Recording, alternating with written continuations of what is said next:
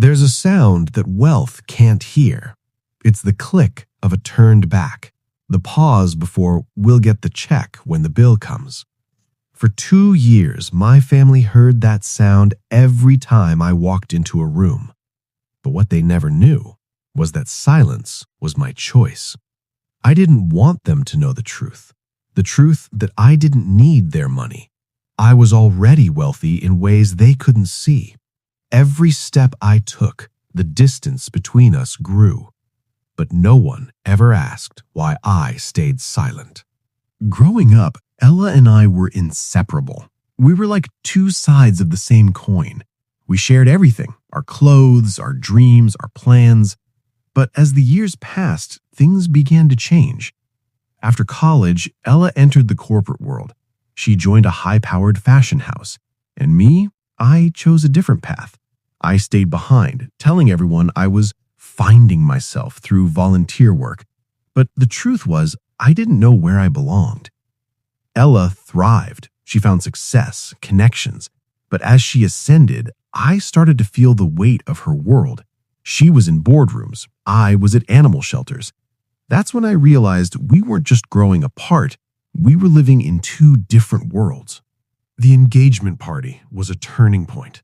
Ella looked stunning in her designer gown, surrounded by her new circle. I wasn't ready for what was to come. I tried to blend in, wearing a simple but elegant Zara dress, but it didn't take long for me to realize I was out of place. One of Ella's friends whispered, "Is that last season?" I laughed it off, but the sting stayed with me. David, her fiancé, was kind. He always was. But even he couldn't hide the fact that I was an outsider in this world. And then Ella, suddenly different, distant, gave her speech. The kind of speech that wasn't just about her, but about the kind of life I could never seem to get right. But David was always there, in the background, offering a hand of understanding, even when I didn't ask for it. Planning the wedding was another series of moments that cut deeper than they seemed. At the dress fitting, they told me, "Don't worry, we'll put you in the back row for photos." It was a joke, but I knew what they meant. During the venue tour, they handed me a clipboard and said, "Maybe you can help the staff set up. You're good with manual work." At the bachelorette party, they told me, "We're going to St. Bart's. We'll Venmo you the deposit." Oh, wait. But what hurt the most was how David looked at me when all this was happening. He knew. He knew the truth about who I really was. He was my ally, but only in the silence between us. "Don't," he would mouth across the room, a silent plea for me not to reveal the real reason I was doing this. It was during a quiet moment that David finally confronted me. We were in the kitchen during the party. The noise from the others seemed distant, as if we were in a different world. He turned to me, his voice calm, but filled with concern. "Clara, why are you doing this? The volunteering, the modest apartment. I've seen your watch. That's a Patek Philippe perpetual calendar under that sweater." I was shocked. "How did you?" I asked. He smiled faintly. "My firm represented Stellar Apps during its acquisition. I recognized you immediately." And in that moment, everything shifted. He knew the truth. He had known for months. The real question was, would I tell Ella? I had hidden myself, not just from my family, but from her. Everyone saw me differently when I sold the company, but David was the one person who remembered who I was before. And even if it hurt, I needed someone who knew the truth. The night of the rehearsal dinner was when everything came to a head. Ella was stressed about the flight delays, and then the conversation turned to jets. Richard's jet was getting refitted. Someone else's was in Singapore. It was a world I had never wanted to be a part of, and yet here I was, watching it unfold. And that's when David stood up. With the glass in his hand, he cleared his throat, drawing everyone's attention.